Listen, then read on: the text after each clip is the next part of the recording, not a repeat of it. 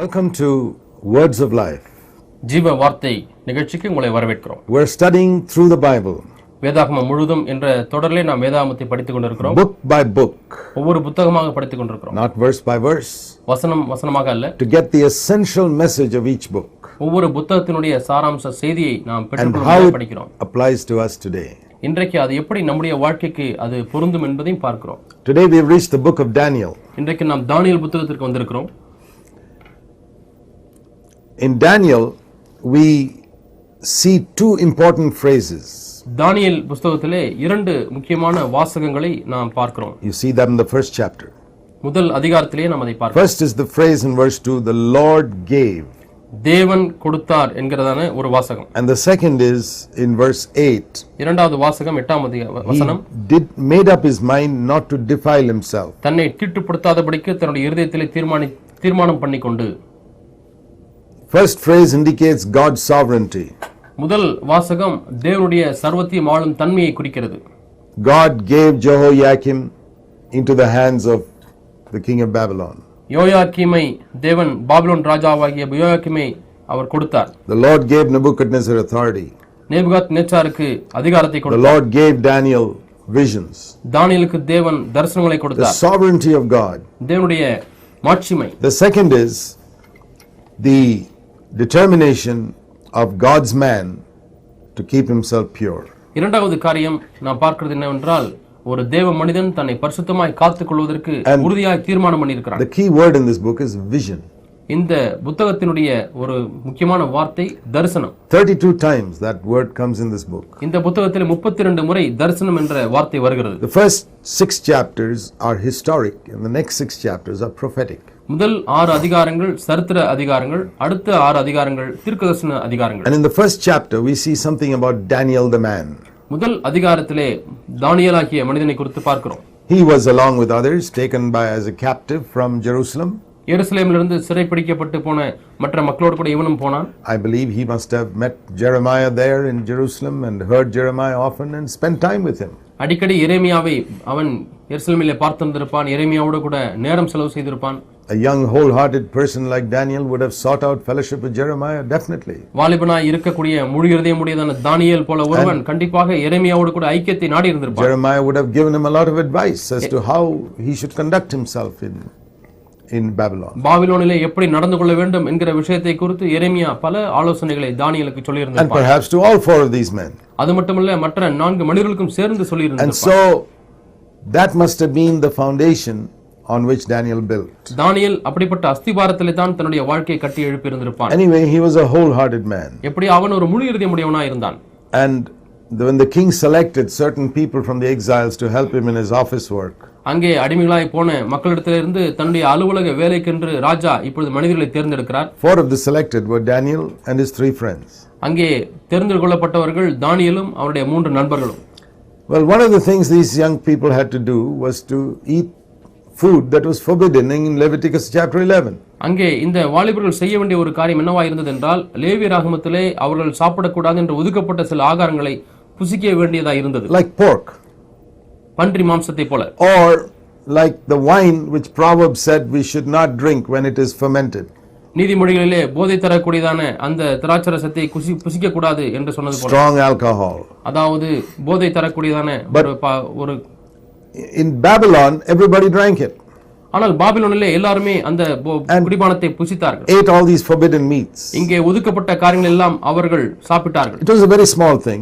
அது சிறிய காரியம் தான். It was not a big moral issue like killing somebody or committing adultery or anything. விபச்சாரம் செய்வதைப் போலவோ அல்லது ஒரு மனிதனை கொல்வதைப் போலவோ பெரிய பாவம் இல்லை. Daniel was a person who was determined to obey God's word even in the small things. ஆனால் சிறு சிறு காரியங்களிலே கூட தானியேல் தேவனுக்கு கீழ்ப்படியும்படியாய் தீர்மானித்துக் கொண்டார். And he decided, verse 8, he will not defile himself. 8ஆம் வசனத்திலே பார்க்கிறோம் தன்னை தீட்டுப்படுத்தலாகாது என்று தன் இதயத்திலே தீர்மானம் பண்ணிக்கொண்டார். So he asked for permission. ஆகவே அவன் அனுமதி கேட்கிறான். I don't want to eat all this. எனக்கு இவைகள் எல்லாம் வேண்டாம். And when these other 3, Shadrach, Meshach and Abednego, saw Daniel taking a stand like this, இப்படிப்பட்ட ஒரு தீர்மானத்தை தானியேல் எடுக்கிறதை சாத்ராக், மேஷாக், ஆபேத்நேகோ பார்க்கும் பொழுது they also took a stand. அவர்களும் இப்படிப்பட்ட உறுதியான தீர்மானத்தை எடுத்தார்கள். See, there are 3 types of people among God's people. தேவனுடைய ஜனங்கள் மத்தியிலே மூன்று விதமான மக்கள் காணப்படுகிறார்கள். First of all, the outright compromisers who will just fit into the local society. சமுதாயத்திலே எப்படி வேண்டுமானாலும் வாழ்ந்து கொள்ளலாம் என்று வாழக்கூடிய தேவ ஜனங்கள். They will adjust to every situation and disobey God's word. தேவனுடைய வார்த்தைக்கு கீழ்ப்படியாமல் பல சூழ்நிலைகளுக்கும் தங்களை இணங்கி They கொடுக்கிறார்கள். are seeking their own gain and not the testimony of God. அவர்கள் எப்பொழுதுமே தேடுகிறதெல்லாம் தேவனுடைய சாட்சி அல்ல, தங்கள் சொந்த ஆதாயத்தை.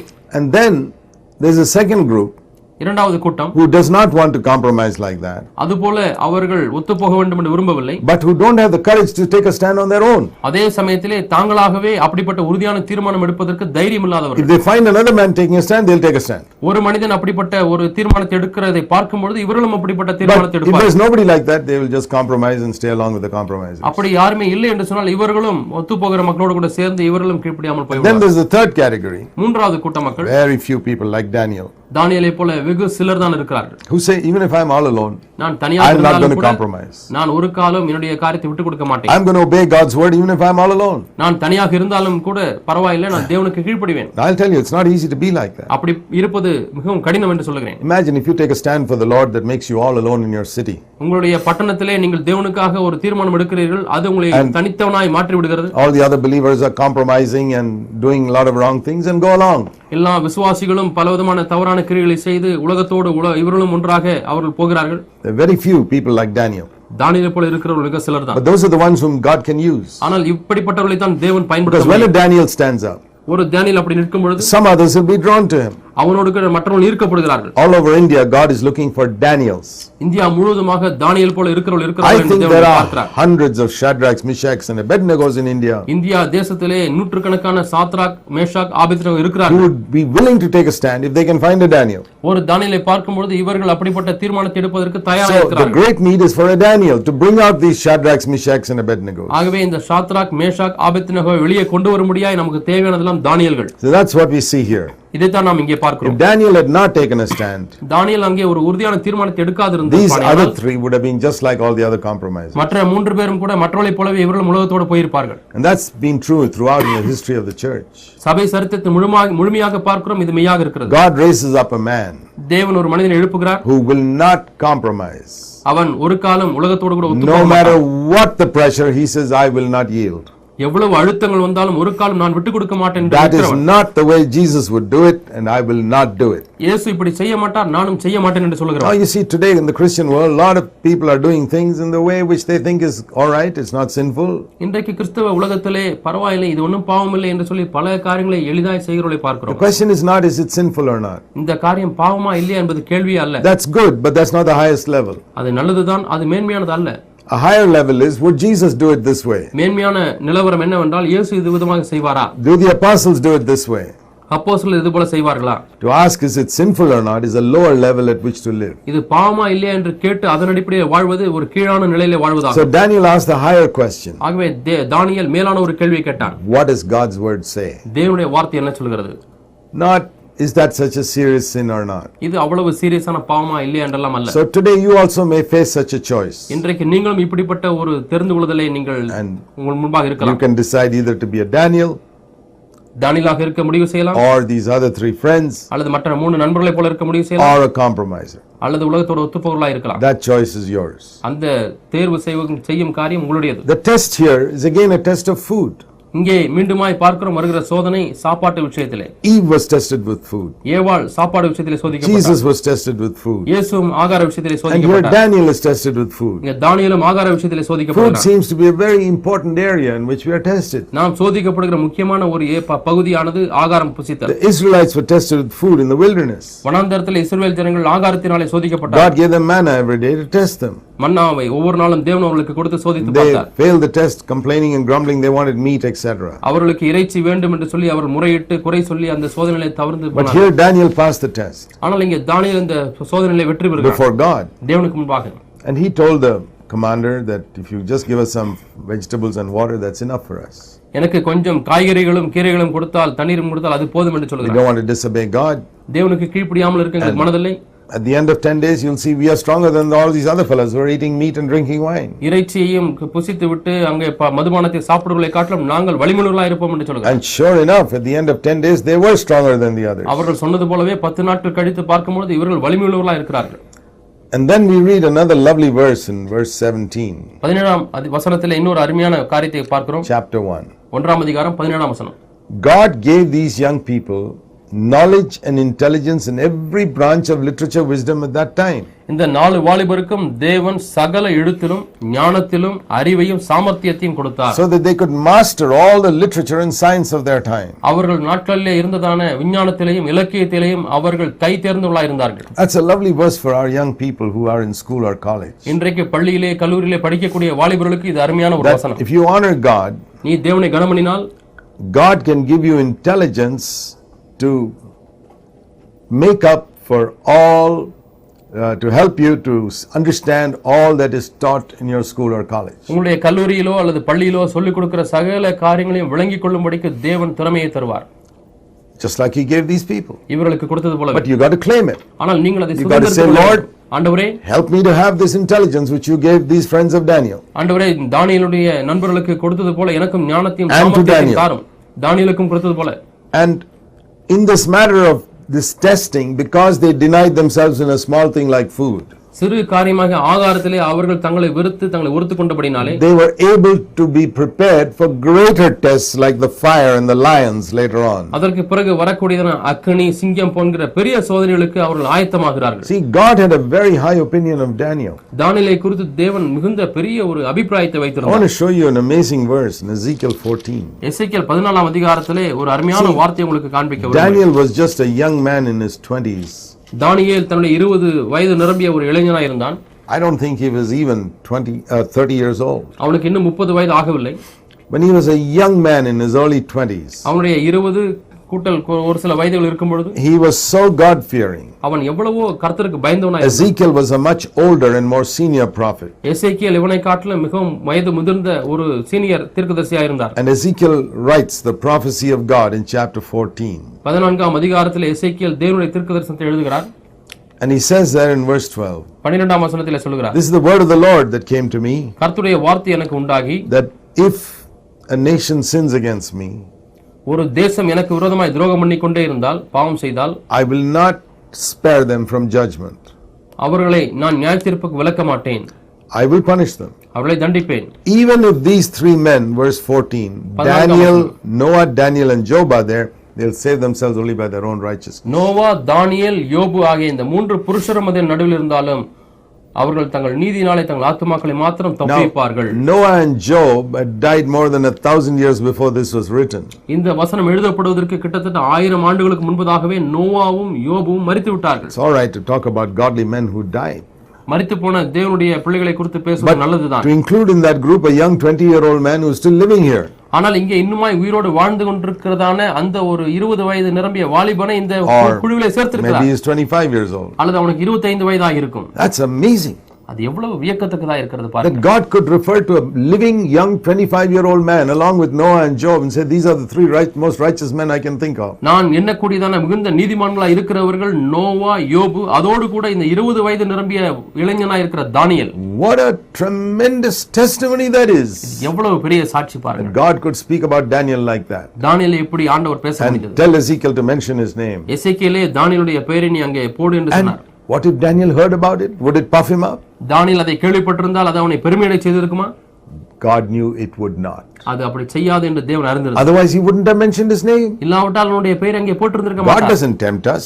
தேவன் நம்மை சோதிக்கிறவர் அல்ல. God won't tempt us beyond our ability. நம்முடைய திராணிக்கு மிஞ்சி அவர் சோதிக்கிறவர் அல்ல. God knew that Daniel will not be puffed up even when he hears that. தானியேல் இதை கேள்விப்பட்ட உடனே அவன் பெருமையடைய மாட்டான் என்று தேவன் அறிந்திருந்தார்.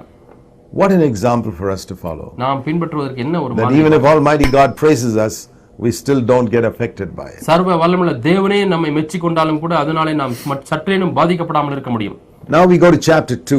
இப்பொழுது 2ஆம் அதிகாரத்திற்கு போவோம். In chapter 2 we read about Nebuchadnezzar having a dream. Nebuchadnezzar இங்கே ஒரு சொப்பனம் காண்கிறார். And he wanted to know what the meaning of that dream was. அதனுடைய அர்த்தம் என்ன என்பதை அறிந்து கொள்ள விரும்புகிறான். And the wise men of his time said, tell us the dream and then we'll tell you the meaning. அவனுடைய காலத்திலே இருந்த ஞானிகள் சொப்பனத்தை சொல்லுங்கள் நாங்கள் அதற்கு அர்த்தத்தை சொல்லுகிறோம் என்று சொன்னார்கள். They were all crooked fellows like a lot of preachers today. இன்றைக்கு இருக்கிற अनेक பிரசங்கியார்களைப் போல அவர்களும் ஏமாற்றுக்காரர்களாக They had இருந்தார்கள். no touch with God. அவர்கள் தேவனோடு கூட தொடர்பில்லாதவர்களாக இருந்தார்கள். You know, once you know the dream, you can say anything you like as the meaning and say that's the interpretation. சொப்பனத்தை அறிந்து கொண்டால் அதனுடைய அர்த்தம் ஏதாவது ஒன்றை சொல்லி இதுதான் வியாக்கியானம் என்று But சொல்லிவிடலாம். the king was a very shrewd person. ஆனால் ராஜாவோ மிகுந்த புத்திசாலியாக He இருந்தார். knew that if I just tell the dream, they'll cook up something and say that's the interpretation. நான் சொப்பனத்தை சொல்லிவிட்டால் அவர்கள் ஏதோ அதற்கு ஒரு கதையை ஜோடித்து இதுதான் அர்த்தம் என்று The சொல்லிவிடுவார்கள். way to find out whether they are really in touch with God is let them tell me the dream also. அவர்கள் தேவனோடு கூட தொடர்புடையவர்களாக இருக்கிறார்களா இல்லையா என்பதை கண்டுபிடிப்பதற்கு அவர்களே தரிசனம் நான் கண்ட சொப்பனத்தையும் சொல்லட்டும். After all, God knows the dream. தேவனுக்கு தரிசனம் தெரியும். Then why can't he tell them the dream also if he gives them the interpretation? ஆகவே தேவன் அவர்களுக்கு சொப்பனத்துடைய அர்த்தத்தை சொல்லுவார் என்று சொன்னால் ஏன் சொப்பனத்தையும் சொல்லக்கூடாது? Absolutely right. முற்றிலும் சரிதான். Nebuchadnezzar was right in his assessment. Nebuchadnezzar தான் சொல்லுகிற இந்த காரியத்திலே And முற்றிலும் so சரியானவனாய் these இருந்தார். fellows could not, of course, do that because they were not in touch with இந்த God. ஞானிகள் எல்லாம் தேவனோடு கூட தொடர்புடையவர்களாக இல்லாதபடினாலே அவர்களுக்கு சொப்பனத்தை சொல்ல So முடியாது. the king got so angry. He said, "These fellows are all crooks. Wipe them out." இவர்கள் எல்லாம் அவர்கள் ஏமாற்றுக்காரர்களாக இருக்கிறார்கள், எல்லாம் அழித்து போடுங்க என்று ராஜா So சொல்லிவிட்டார். that would have included Daniel and his friends also to be killed. அப்படி இருக்குமேயானால் தானியேலும் அவருடைய நண்பர்களும் சேர்ந்து So கொல்லப்பட்டிருப்பார்கள். Daniel went and asked the king, "Please give me a little time. I'll give the interpretation and the dream." தானியேல் ராஜாவிடத்தில் போய் எனக்கு கொஞ்சம் சமயம் தாரும், நான் சொப்பனத்தையும் சொல்லுகிறேன் அதனுடைய அர்த்தத்தையும் சொல்லுகிறேன் என்று And he கேட்டான். took that little time அவன் அந்த கொஞ்ச நேரத்தை and he எடுத்துக்கொண்டு went back to his friends and prayed and fasted. அவன் தன்னுடைய நண்பர்களோடு கூட சேர்ந்து உபவாசத்தை ஜெபித்தான். And the mystery was revealed. It says in verse 19 to Daniel in a night vision. 19ஆம் வசனத்திலே பார்க்கிறோம் தானியேலுக்கு அந்த மறைபொருள் வெளிப்படுத்தப்பட்டது. And then Daniel came back to the king. பிறகு தானியேல் ராஜாவிடத்தில் வந்தான். And first of all, he praised the Lord. He said, "Let the name of the Lord be blessed forever." என்றென்றைக்கும் தேவனுடைய நாமமே ஸ்தோத்திரிக்கப்படத்தக்கது என்று தேவனை துதிக்கிறான். And then he tells the king that God has given me this mystery.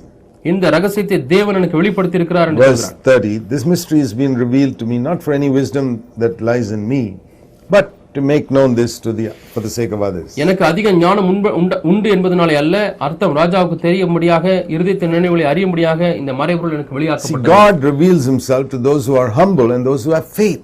விசுவாசம் உள்ளவர்களுக்கு தாழ்மையுள்ளவர்களுக்கு தேவன் வெளிப்படுத்துகிறார். And that's what we see here. இதைத்தான் நாம் இங்கே Daniel பார்க்கிறோம். had faith தானியேலுக்கு விசுவாசம் and he இருந்தது. had humility to give all the glory to God. தேவனுக்கே மகிமையும் செலுத்தும்படியாக அவனுக்கு தாழ்மை இருந்தது.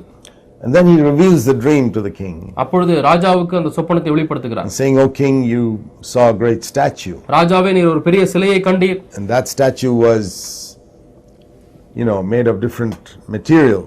வித்தியாசமான பொருள்களினாலே இந்த சிலை செய்யப்பட்டது. Gold, தங்கம், and silver, வெள்ளி, bronze, வெண்கலம், and iron and clay. இரும்பும் களிமண். And he explains the meaning of that. அதனுடைய அர்த்தத்தையும் சொல்லுகிறான். That these are different kingdoms. இவைகளெல்லாம் வேறு வேறு ராஜ்யங்கள். Each metal was inferior to the one before. இதற்கு முன்பாக இருந்த பொருளை காட்டிலும் கீழே இருக்கக்கூடிய உலகமானது அது தரக்குறைவா இருக்கிறது. And how one day a stone came from a mountain and struck the statue and destroyed it and filled the whole earth. மலையிலிருந்து ஒரு கல் புரண்டு வந்து இந்த சிலையின் மேல் மோதி அதை அழித்து போட்டு அந்த கல் பூமி முழுவதுமாக நிரப்பியது என்று சொல்லுகிறான். Daniel said the meaning is after you die another kingdom will come. நீர் மரித்ததுக்கு பிறகு வேற ஒரு ராஜா வருவான். After that is destroyed another kingdom will come. அது அழிக்கப்பட்ட பிறகு வேற ஒரு ராஜ்யம் வரும். And then a fourth one will come. நான்காவது ராஜ்யம் ஒன்று வரும். And then finally God will come and destroy the whole thing. கடைசியாக தேவனே வந்து முழு காரியத்தையும் அழித்து விடுவார். And establish his kingdom on the earth. பூமியிலே அவருடைய ராஜ்யத்தை ஸ்தாபிப்பார். And Daniel was so impressed because that was the dream that he saw.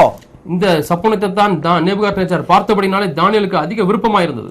And he was convinced that this must be right because this man told me the dream.